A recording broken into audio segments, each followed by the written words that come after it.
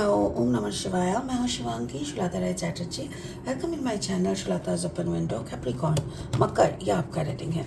ये रेटिंग है 16 मार्च से 31 मार्च 2025 की एनर्जी के ऊपर। एज यूजुअल 3 कार्ड का रीडिंग बनेगा और इस 3 कार्ड के ज़रिए हम आपकी love, relationship, career, studies, finance, health, overall energy सब कुछ देख लेंगे। ठीक है, इसके साथ साथ स्पिरिट का ब्लेसिंग कार्ड भी रहेगा, उसको भी एनालिसिस करेंगे। तो चलिए देख लेते हैं आपके लिए यूनिवर्स क्या लेके बैठे हैं। मकर, कैप्रिकॉर्न, कॉल, लव लाइफ में है कॉल।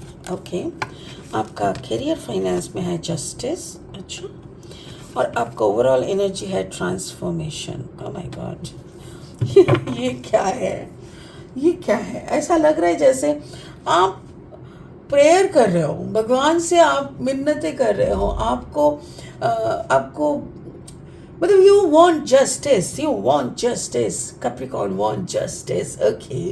ओके, सुन लिया है ऊपर वाले ने। That's really cool.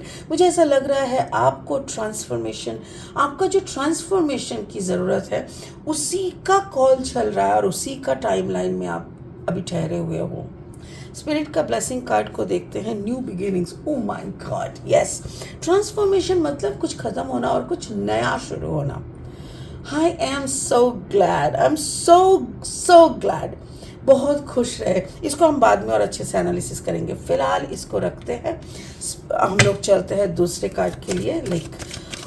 लेनोर्मैन डेक से हम 3 कार्ड ले लेंगे। आई एम सॉरी, मुझे ना कभी कभी खुशी के मारे मेरा वर्ड मैं मिस कर देती हूँ। ओके, चलिए, अगर आप मकर राशि के जातक हैं या तो फिर मकर लग्न के, सन मन राइजिंग, कहीं पे भी अगर कैप्रिकॉर्न एनर्जी आपका है तो आपका एनर्जी के साथ साथ मेरी इस रीडिंग का एनर्जी कुछ ना कुछ आपको मैचिंग ज़रूर मिलेगा। Okay, sickle, yes, something you want to cut out, cut के फेंक देना है।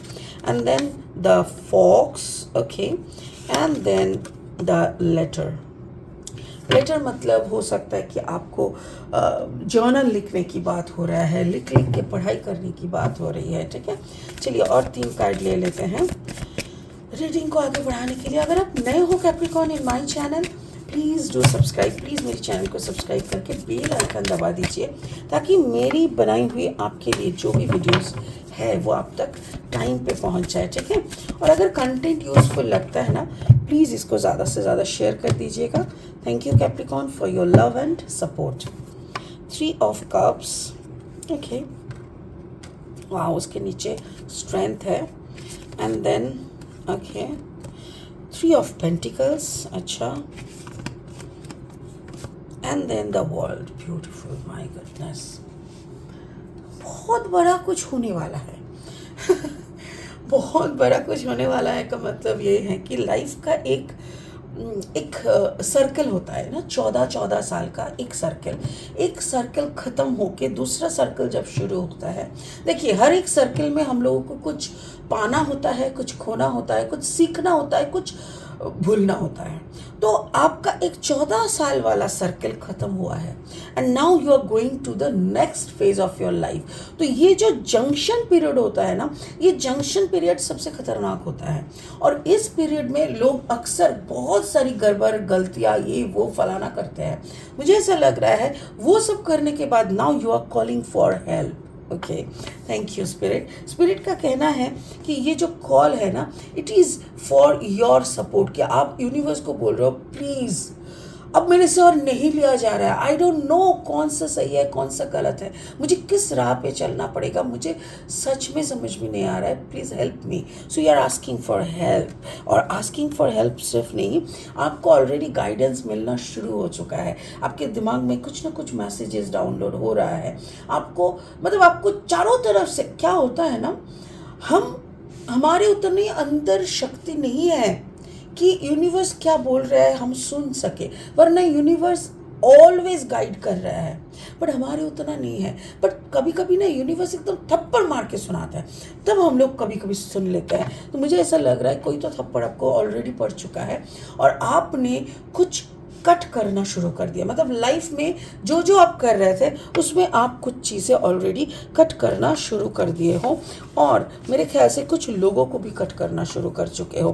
क्योंकि देखो, सिर्फ हैबिट्स नहीं, कुछ लोग भी हमारे लाइफ में आते हैं, रहते हैं, जो हम लोग को मिसगाइड करते हैं, डिप्रेस करते हैं, जिनकी ज़रूरत नहीं है। सो वैसे लोगों को भी आपको आउट कर देना पड़ेगा। वैसी चीज़ों को, वैसे हैबिट्स को, वैसी मेंटालिटी को आपको कट करना पड़ेगा। और उसी का कॉल है, मतलब वो आपको अभी सुनाई दे रहा है, आप समझने लगे हो कि एग्जैक्टली आपको अभी क्या करना है, विच इज़ रियली गुड।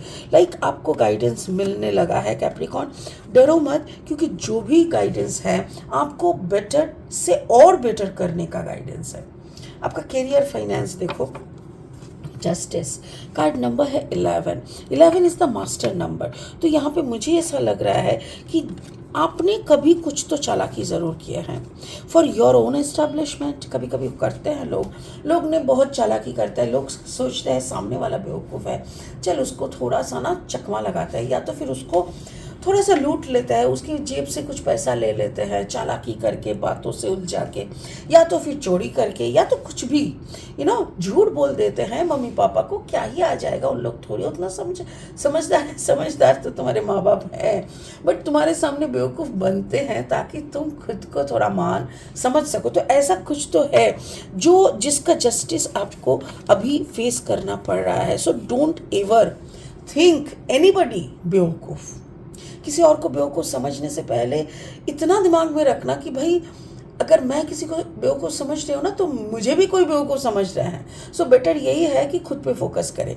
तो यहाँ पे ऐसा लग रहा है कि आपको गाइडेंस मिलने लग गया है।